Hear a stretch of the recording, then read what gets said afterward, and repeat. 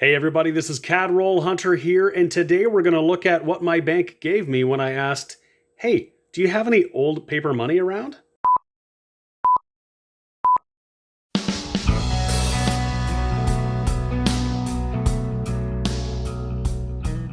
Hey everybody, this is James and you're watching my channel Roll Hunter. I go to the bank fairly regularly, and every time I go in, I always ask them the same things. Hey, do you have any pennies? Hey, do you have any 50-cent pieces or old dollar coins? I always ask, hey, do you have any old paper money? Usually the answer for most of those things at any one point in time is no, I'm sorry, we don't have anything. Today, they said, we've got some, do you want it?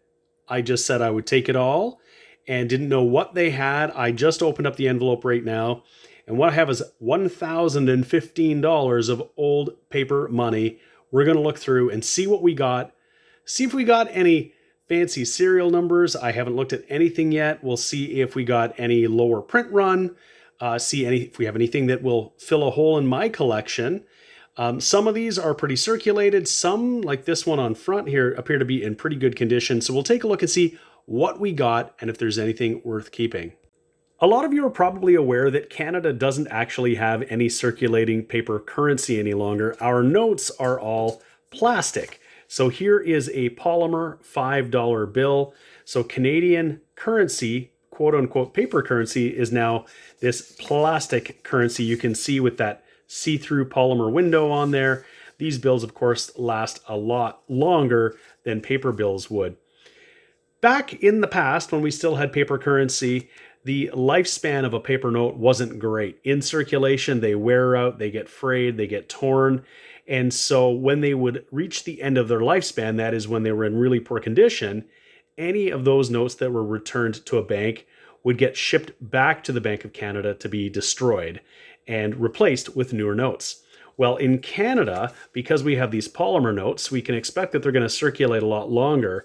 But what that means is that any paper currency that's in circulation now that's returned is all being returned. We're not looking to see what kind of condition it's in. It's all being sent back. And so this whole envelope of bills that I got were all due to be destroyed. So the bank was keeping them. They were going to send them back. And because these are no longer circulating, they're not the polymer notes, they were going to go back. So I've rescued them, at least temporarily, some of them. We're going to take a look and see what we've got. You can see this $20 bill in the front is the 1979 series. It was probably printed sometime after that. These were in circulation for a while, but we'll go through them all. We'll see what we've got. I'll give you a little bit of a better understanding of paper money. Now, I didn't get anything really old. I was hoping that I might get some of the 1954 series bills, and even the ones from the 70s. I only have them in the 20s, I think, if I look closely. So, but I think we've still got some good stuff to look through. So let's take a peek. Well, I figured what we would do is break these bills that I got down by series. And these ones that you see here, I got 10 $20 bills. This is what is called the MultiColored Series. These were first introduced in 1969. The $20 bill was the first one to come out. Now, all of the ones that I got here are the 1979 series. So they were refreshed. And all the ones I got here all feature the same signatures from the same governors of the Bank of Canada. So you can see these are all Thiessen and Crow. So these are later issues of the 1979 series. They would have been printed probably in the 80s. But these are great. I'm going to look through. The things we want to look at, of course, on any of the bills are the signatures. So who is in office? That's going to give us a sense of when chronologically they were printed. And the other things we want to look at are the serial numbers. Now, this one's interesting because the serial number on this bill is actually on the back. The 1969 series, the serial number was on the front of the bill. And the serial numbers themselves actually tell us something about the bill. The 5 on here, what that signifies is that this is the $20 denomination.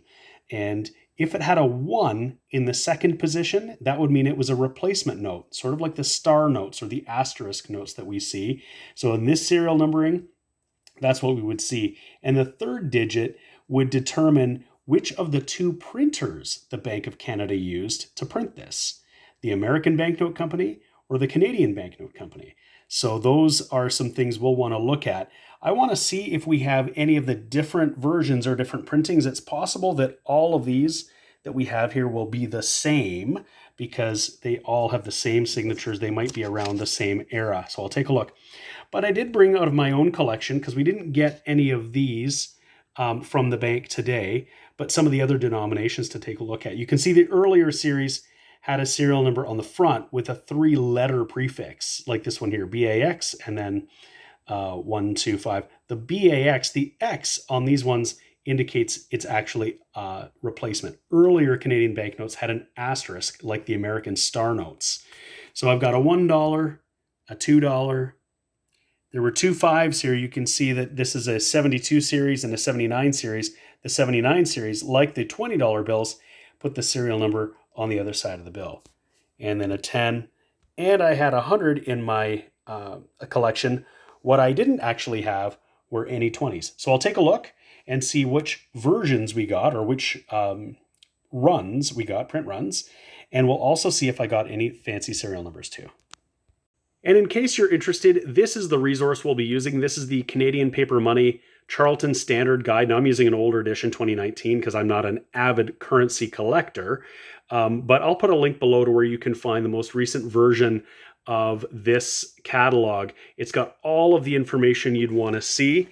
It's got information on serial numbers, print runs, values, with different series of notes. It's got great images. So this is a really, really great resource to help us understand if any of the bills that we have are a lower print run or more valuable or somehow rare. So a preliminary look tells me that these are all in the same series. Now I mentioned earlier there were 2 printers and I misspoke. It's the British American Banknote Company and the Canadian Banknote Company. And there's no imprint on these bills to tell me which printer did which. And they both printed this series with Thiessen and Crow. There were over 1 billion $20 bills produced, and there isn't an easy way for me to distinguish between those 2 series.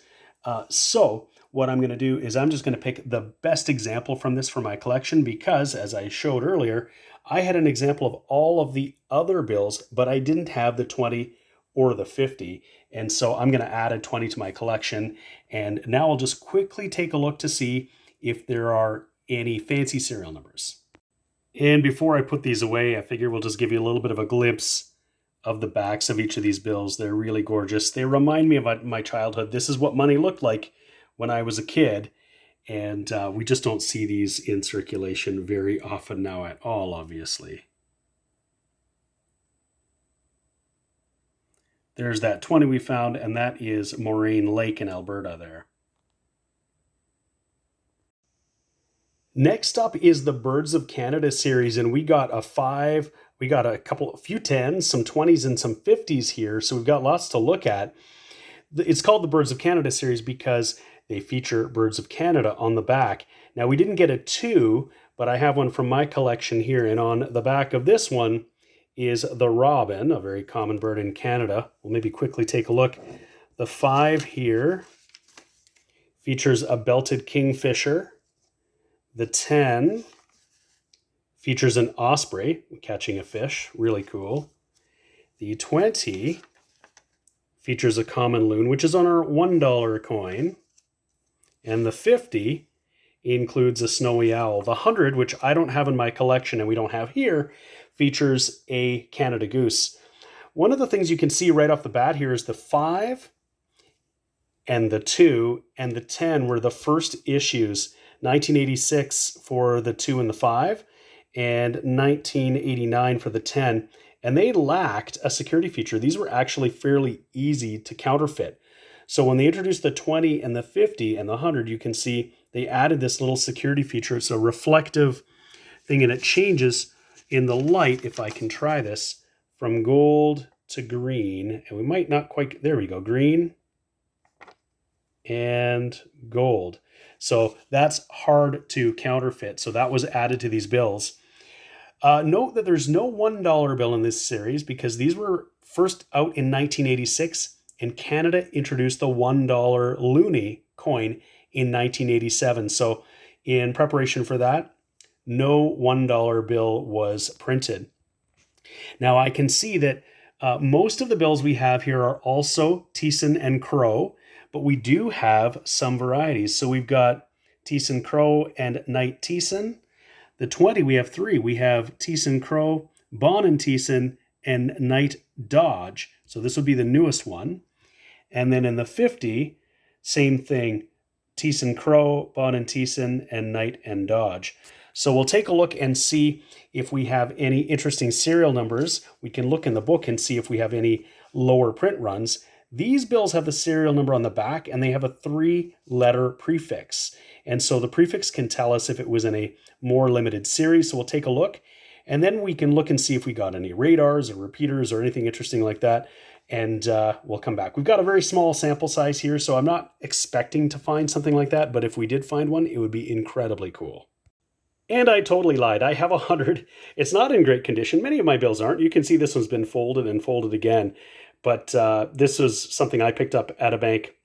That's probably a year or so ago when I asked if they had any older bills, and I got this one, and I just added to my collection because I'm not sure when I'm going to run into one of these again.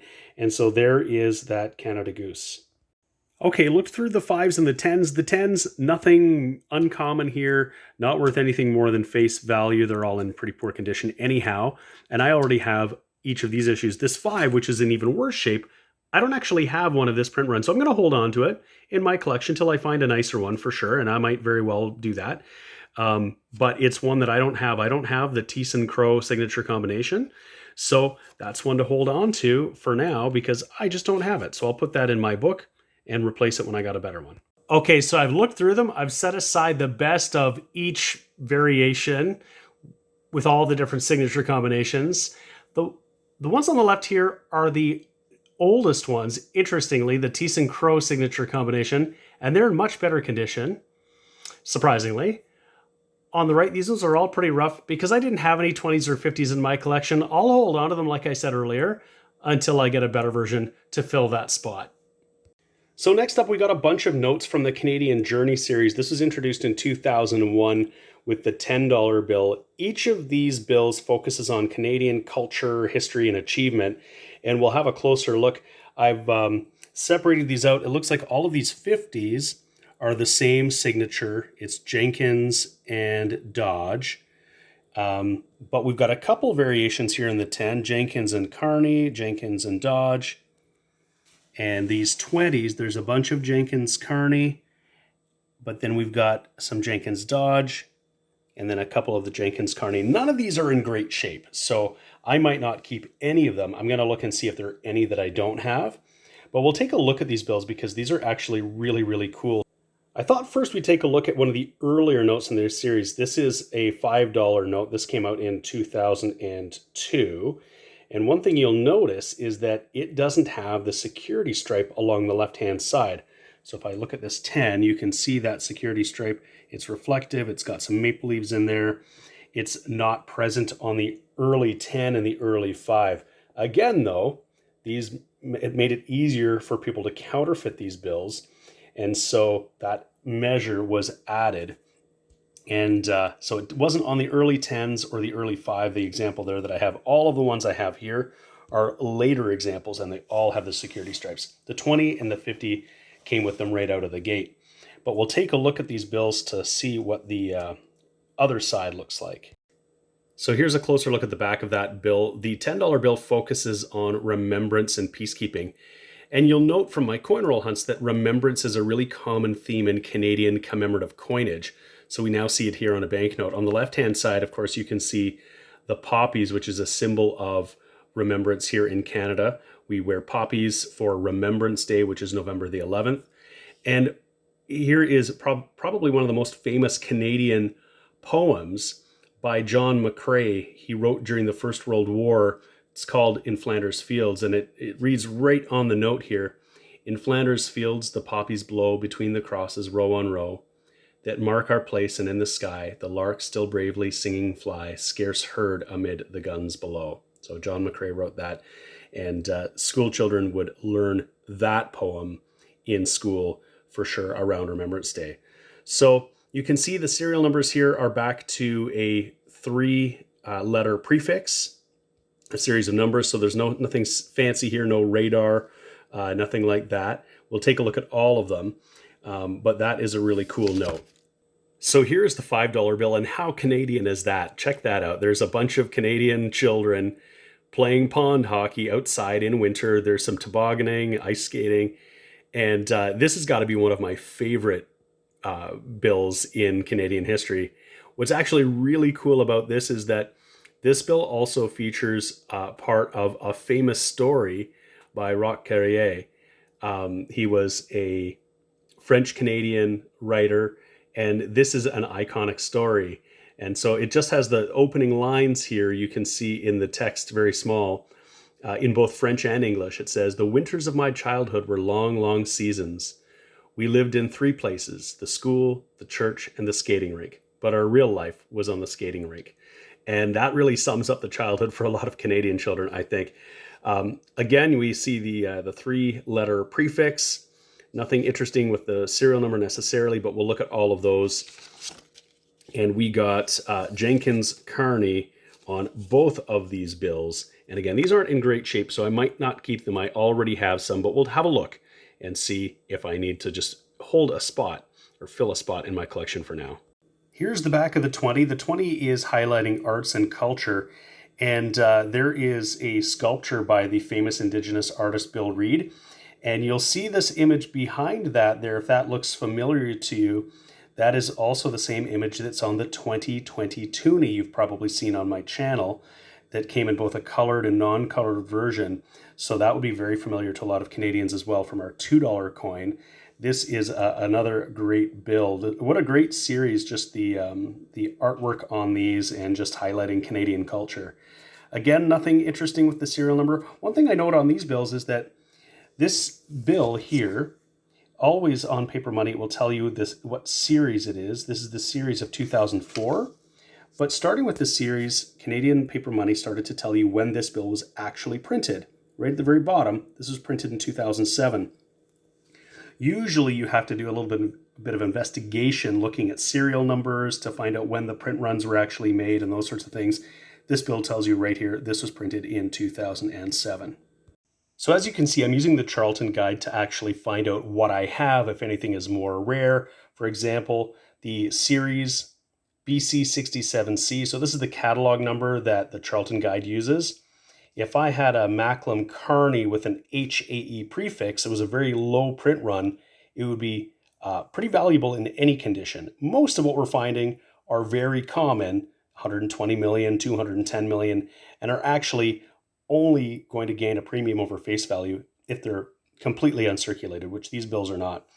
But I want to show you that these 2 bills, AAP and HPH, are actually in different series. So the AAP is in the BC67B series, the catalog number, and the HPH is part of the 67B-I series. So, or I should say the catalog number. So there's something different about them. It might be that they're issued by different printers. As I said, there's the British American banknote company and the Canadian banknote company that shared printing duties. So while they're not in good condition, I'm going to hold on to both of them because they fill a spot in the series, these catalog numbers. And if I find something that is nicer, of course, I will replace them.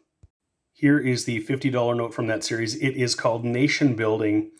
And predominantly on here, it is showing women's rights. These are the famous 5 here. And this is from the Universal Declaration of Human Rights. Headline saying, "Women are persons." So we'll take a look at these. I don't think I have any 50s in my collection, so I might want one of these for sure. And one thing that we didn't find in this hunt was a $100 bill, and I have one in my collection, so I thought I would just show that so you could see what that looks like. Also very cool.